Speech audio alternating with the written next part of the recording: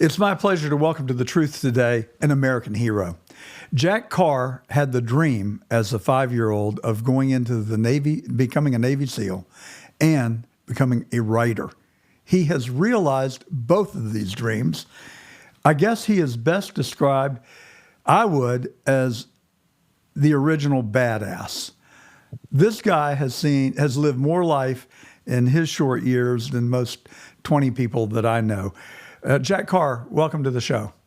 Well, thank you so much for having me on. I'm very intrigued with how you have gone from Navy SEAL to best-selling author. But I do have a few preliminary questions. I actually think once a badass, always a badass, probably, especially in your case. But do you like honey in your coffee? I do. Do you dislike mayonnaise? I hate it. Disgusting. And do you have a hat that says BRCC? Many. So do I. One of them is heated. I love that thing. Oh, nice. Okay. And you probably are wearing some Solomon boots right now. I have socks on right now because I'm at home, but the Solomon shoes just came off my feet because I just came in from outside. Okay, so that is all a lead up to my question, and that is, are you really James Reese in disguise? No, he is much faster, stronger, a better shot, wiser than I could ever hope to be. We do share a similar background, though, in that we were both former enlisted snipers, became officers. And when the reader meets James Reese in the first book, he's finishing up what will probably be his last deployment, because that's the last time he's going to tactically maneuver guys on the ground, because he's an 04. So that's a lieutenant commander in the Navy, a major in the other services. And that's where I was when I got back from Iraq, my final deployment, and took a breath, looked around, and decided that it was time to move on and that my family needed me. And if I stayed in the military, I knew I would come back eventually to teams after a couple of staff jobs and then come back maybe as an XO CO at some point. But what you're doing in those jobs these days in the military is essentially leading from behind. You're more of a manager. You're not out there with the guys kicking indoors, tactically maneuvering on the battlefield. And the guys don't want you out there at that stage. You've been out of the teams and staff jobs for long enough that you're just going to mess things up on the ground. So really you're allocating assets back in a tactical operations center. And for me, my specialty, I think something that I was good at, was maneuvering troops on the battlefield and doing that tactical level leadership job. So it was very clear to me that it was time to move on. We also have a middle child with severe special needs who needs 24/7 full-time care forever. So it was time to shift focus. And that's when I started writing. So and I do correct one thing from earlier, is that it was age 7 that I wanted to be a SEAL. I knew I wanted to be in the military my whole life, but age 7, I found out about SEALs through a movie called The Frogmen, old black and white films. So popular culture. And then when I knew I wanted to be an author, because my mom was a librarian, so I grew up surrounded by books and a love of reading. You can tell from my background here. Your mom was a teacher, right? And she turned you on to books. Yeah, reading was as natural as anything else growing up. And so 6th grade for sure is when I knew that one day after my time in uniform that I would write thrillers. Well, you're really blessed. Not too many 7-year-olds really get to live out their dreams and do it on such a grand scale as you have. But I do want to ask you, you've got a new book out. It's called, well, before we do that, I want to let our listeners and our live stream know Jack has written 7 nonfiction or fictional books called the Terminal List series. And the first is The Terminal List, True Believer, Savage Son, Devil's Hand, In the Blood, Only the Dead, and Red Sky Morning.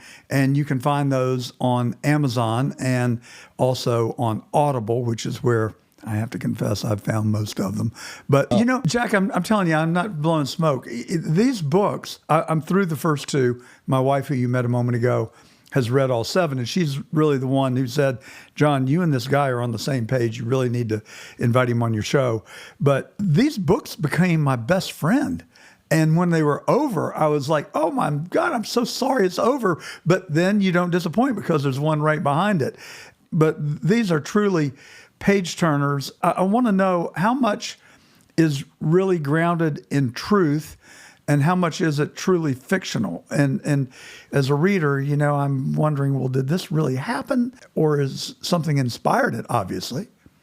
Yeah. So, I mean, they're all inspired by different things that happened, either things that we're aware of in the news, maybe some things that's happened to me downrange. But I call it fiction with whispers of truth, because that's really what it is.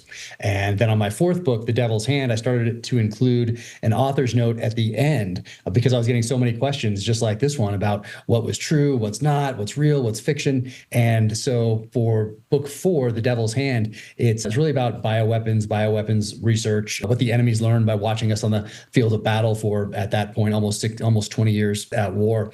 And so I thought, well, I'll include an author's note now that lets people know what was real and what was not. So I've done that with every book since The Devil's Hand. And I think that's been fun for me too, because I like to explain what was real and what wasn't to clear things up, essentially. But I think that like, as you said, and thank you so much for the kind words, but I think why this character has resonated is not because I bring in things exactly as they happened in Iraq and Afghanistan, but I take the feelings and emotions behind things that happen to me downrange, and I put those into a completely fictional narrative. So an example would be if my protagonist is ambushed on the streets of Los Angeles, California, in a completely fictional narrative as part of the story, then I think back what it was like to be ambushed in Baghdad, Iraq, 2006, and I take those feelings and emotions and I apply them to the fictional narrative. Or I remember what it was like if I have a sniper scene in a sniper sequence of chapters, then I remember what it was like to be a sniper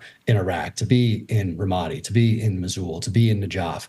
And I take those feelings and emotions and then I apply them to the story. So I don't have to go out and find someone who was a sniper in Ramadi at the height of the war and then interview that person and have that person's answers go through different filters that I may have, meaning documentaries I've seen, movies I've seen, preconceived notions, other interviews that I've done, other books that I've read.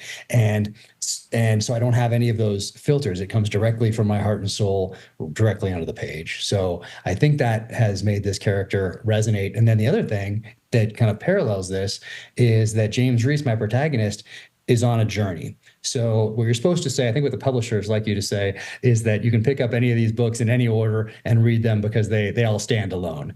And okay, yeah, that you can, but I would recommend starting at the beginning and going all the way through, because I think it's a much richer reading experience for people who do it that way, because my character is evolving along the way. He's not static.